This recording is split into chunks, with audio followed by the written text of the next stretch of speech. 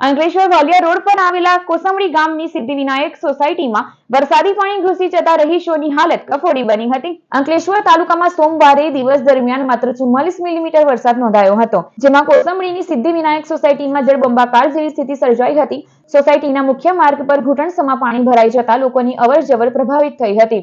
વરસાદી પાણી રહીશોના ઘરોમાં ઘૂસી જતા ઘર વખરી ડૂબી હતી। સ્થાનિક રહીશોના જણાવ્યા મુજબ થોડો પણ વરસાદ પડે તો સોસાયટી નજીકનું નાળું ઉભરાઈને પાણી સોસાયટીમાં ફરી વળે છે।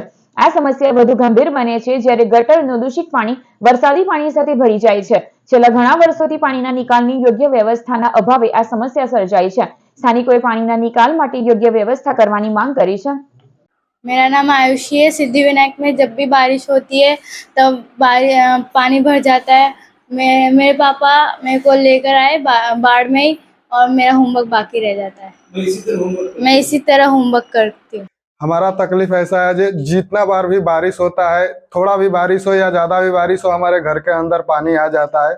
नए नए सोसाइटी बना हुआ है जो कि आज के डेट में वो सब ऊपर हो गया है। हमारा जो है सोसाइटी रोड से बहुत नीचे है, बाजू में हमारा नाला है। नाला के वजह से हमारे सोसाइटी में बार बार पानी आ जाता है और हम लोगों को इतना तकलीफ है जो ड्यूटी भी जाते हैं, बारिश आता है तो ड्यूटी में नहीं रहते हैं, भाग के अपने घर पे आते हैं। आधे टाइम मैंने नौकरी गया था, हाफ डे लेकर बारिश शुरू हुआ तो मैं आ गया।